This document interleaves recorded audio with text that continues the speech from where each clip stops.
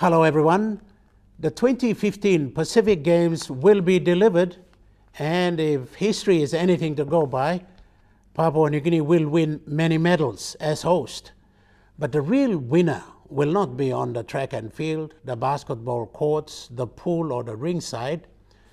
It will be the rebuilding of Papua New Guinea as a country, united and peaceful, changing a bad perception out there.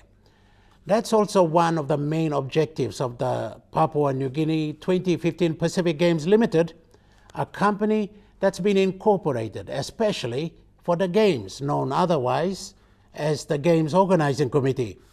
It's headed by Peter Stewart as the Chief Executive Officer, and he is our guest in this edition of Tok Piksa. Thank you, Peter Stewart, for joining the program. How are you? I'm very well, John. I'm really pleased to be here. You're going to run the Pacific Games for us. Tell us a little bit about that. Well, I'm not going to do it all myself. I can tell you, we're going to put together an enormous team of people, both with expertise in relation to games, but also a lot of local expertise and a lot of local skills to ensure that we deliver the best ever Pacific Games. Okay, let's talk about the organization a little bit.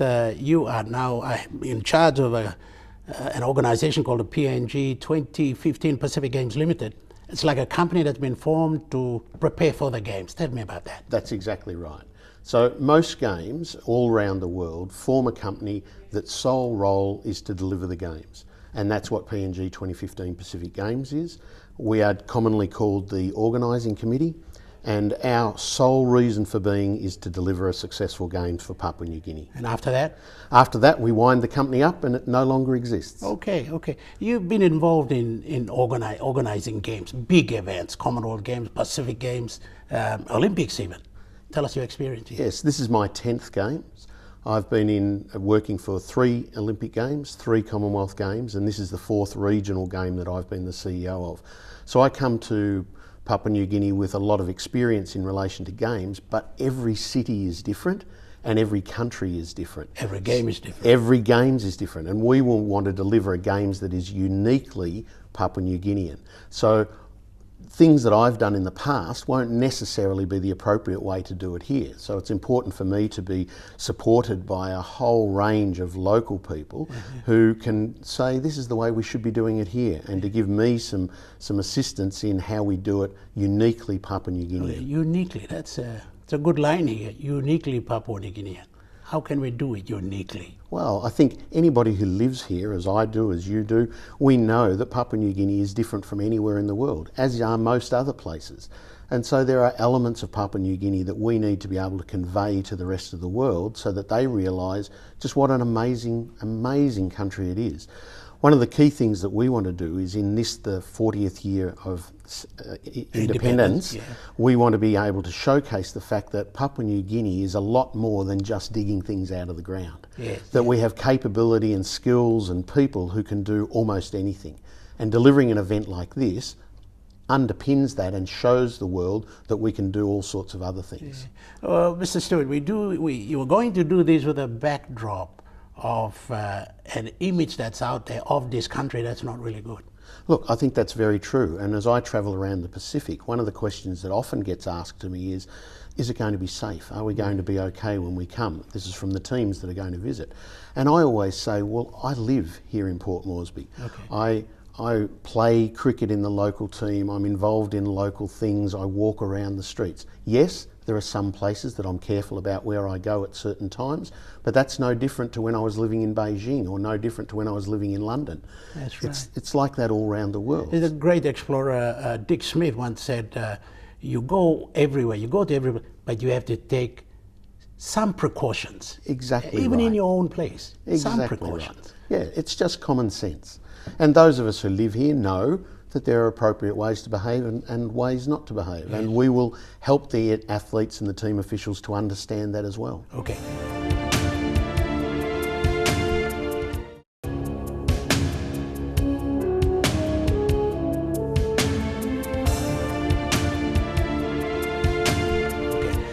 These comments out there, do you think will they hurt us eventually?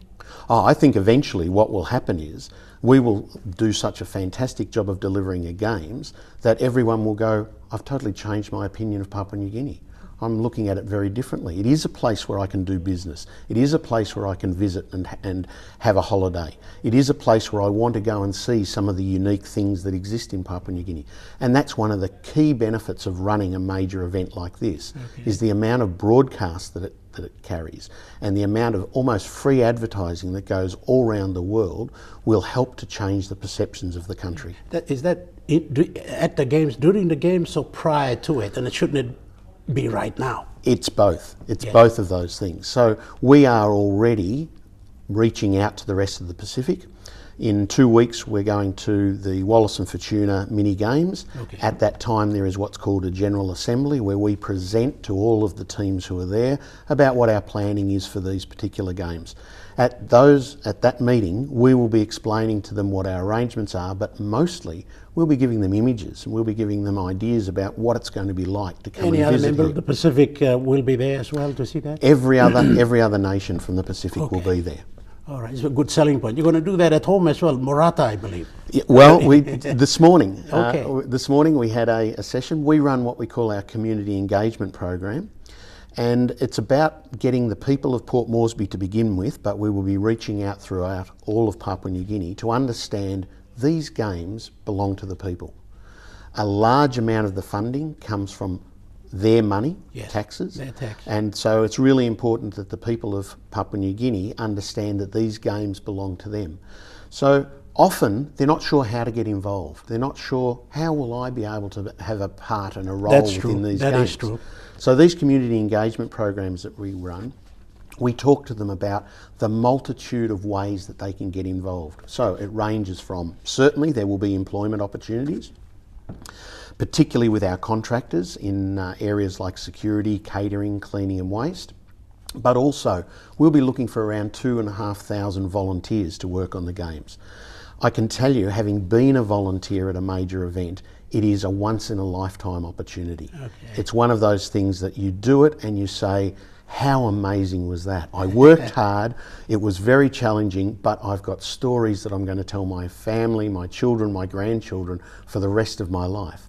So there's opportunities for people to get involved as volunteers. What about getting the whole country psyched up for the games? And we've said the 2-year countdown to the games. We're in the 2 months of that 2 years. How do we get the country psyched up? Because right now there is a relaxed mode and just go along mode.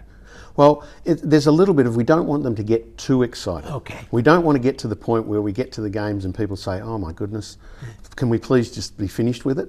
So, there's a bit of building momentum. So while we want people to be aware of the games and we want them to be involved. You're obviously drawing that from your experience. Exactly, that's right. We need to build it up to a crescendo. So there are some high points along the way. Things like the launch of the mascot, which will be towards the end of this year, the launch of the volunteer program, the launch of our ticketing program. All of those will be little high points over the next 18 months or so. And then the last 6 months, that's when we really crank up things and we really get people involved. All right. What's our mascot? Not yet. It will be, all will be revealed very soon. Very soon. Okay. You're given 773 million kina to stage these games. A lot of money, enough, not enough? Will you do it in that budget? Sure. What you need to understand is that 700 million of that 773 million kina is for infrastructure projects. So this is for rebuilding and building new sports facilities that will be there for the next 20 years for the people of Papua New Guinea. So the vast majority of that government funding is not just for a 2-week event, it's for many years to come. And the Games is a catalyst to encourage that to happen. Then there's a small amount for the development of Team PNG, because we certainly want Team PNG to be successful, and it's important that our athletes and our team officials and our referees are allowed to develop, because they will then carry forward for many years ahead sport within the country. And then there's 33 million kina given by government to the organising committee to help run the 2 weeks of the competition. It costs us around 100 million kina to run the games.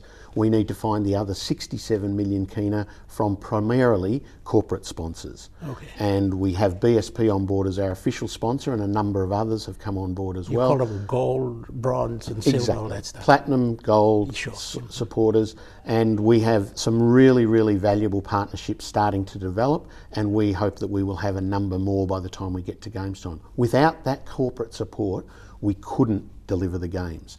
And it's not just money. While money is important, what those companies also provide us with is expertise and skill and experienced people who understand how to deliver things here in Port Moresby and in Papua New Guinea. Okay. We won the games in 91 here when we hosted it. I think we came third in 69 when we hosted it here. Are we repeating the 91 here in 2015? Well, I have to be a little bit careful because I'm responsible for 22 nations, of which Team PNG All right. is only one of those. All right. So you are here, so I had to ask the question. So we certainly hope that the local team does well, that Team PNG does well, because that's fantastic for a whole range of reasons. But ultimately the organising committee treats every team equally, and we will be delivering for all athletes of the Pacific, no matter which nation they're from. Okay. Will we be calling on any expertise? And we've got you here, but yes, you do need backups here. Is that all coming from PNG, or are we sourcing backups from, say, Australia, New Zealand, other countries that will have gone through these kind of experiences? Yeah. Look, any one of these projects, no matter where they're run throughout the world, and as I say, I've worked on Olympics and Commonwealth Games all around the world, you always need to bring a certain amount of expertise in, because that then trains the local population for future events. So one of the things that we're really, really conscious of is making sure that any time we bring in people like myself, who perhaps have got experience and expertise from the government and Minister Justin Tachenko, he's excited, he's energetic, he wants to go forward. Obviously there's government support there. Is it just Justin Tachenko or the whole government? No, it's definitely the whole government. I mean, it is fantastic that we have got Justin in place there. He is the most enthusiastic minister that I've ever worked with. You're right about that. And he is all about getting the job done. Yes, and that is just tremendous to have.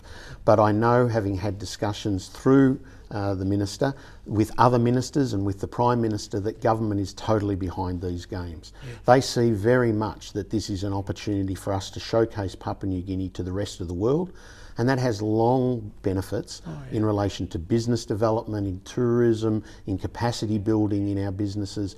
All of those are important parts of why we would hold games like this. It's the biggest public relations event for the country. And it hits the general public all around the world as well. It's not just limited to one particular industry. So everybody sees the images. It doesn't matter whether they're in this particular industry or that particular industry, everybody loves sport. Yes. So everybody watches the sport, and associated with that sport will be vignettes and stories about Papua New Guinea that will be accompanying the sporting program that will showcase just what we're capable of doing. Yeah. And in the lead up, there will be a number of different programs that run showing the road to 2015 and how we're going to move forward with the planning. And that again highlights the capability that we have developed here. Yes, yes. These on the road to the games involve visits to districts, provinces, institutions, schools. From our point of view, it's really important that all of Papua New Guinea feel connected with these games. They are for all of Papua New Guinea. Even though they are being held in Port Moresby, that's for logistical and operational reasons, the same as the London Olympics was for all of Great Britain, the Beijing Olympics was for all of China, so too Port Moresby 2015 is for all of Papua New Guinea. So we have got a quite extensive program of involving people from throughout all of the 22 provinces. So for example, we have a games relay which will run for over a month leading into the games.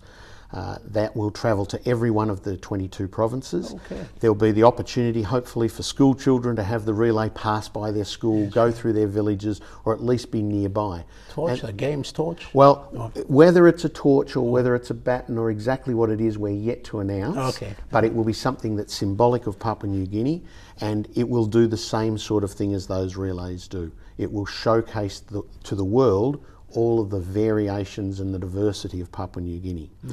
In addition to that, we'll be running a range of live sites in a number of the provinces, and we're having discussions now with a number of the local governors to see how we might be able to facilitate those in some of the major centres throughout Papua New Guinea. We're also looking at ways that volunteers can come from all of the 22 provinces so that they can have an involvement. They can take their stories back to their provinces. Okay.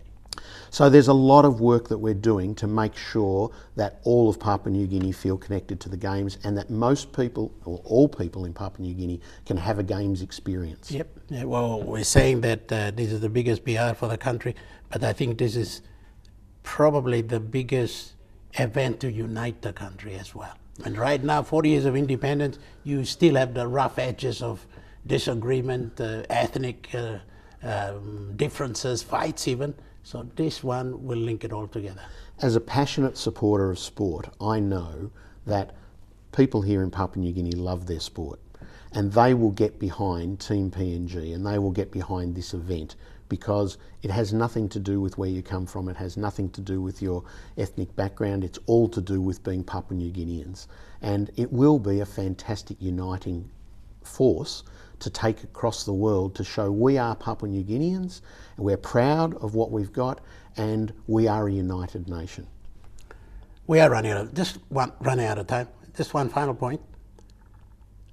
Are we okay with our preparations? Will we have the swimming pool right? Will we have the track right? Will we have the volleyball courts right? Every Games that I have been involved with, there is always discussion about, will we be ready in time? And I don't know how many times I've been at venues where they've said, oh, we're going to have to take it somewhere else. And those discussions come up every Games I've been involved in. I can categorically tell you that we will be ready to deliver the Games. We will deliver fantastic Games. Whether it's the best ever will be the athletes and the public's opportunity to judge, but that's what we will be aiming for. And we will be on time. Okay. And it'll be centralised here in Port Moresby? All in Port Moresby, that's correct. Yeah, yeah. And there's a reason for that? The main reason for that is logistics. When you've got security, catering, cleaning and waste, a whole heap of those sort of big ticket areas that we have to work on, it's much better for economies of scale to do it in a centralised location. It means better use of resources, it means better ways that we can manage those facilities. So all major Games nowadays run, if they possibly can, in one central location rather than spreading it and spreading your resources. All right, well, hearing you, Peter Stewart, we are on our way to gold here. I hope so. Thank you for talking to us. Thank you, John. Peter Stewart is from Melbourne, Australia. He has been the Chief Executive Officer of 3 previous multi-sports games, the Australasian Games in 1998 and 2000, the Australian Paralympics Youth Games in 2009, the venue manager at the Sydney Olympics in 2000, a member of the planning committee of the 2006 Commonwealth Games in Melbourne, and he headed the Delhi Commonwealth Games Service Division in 2010.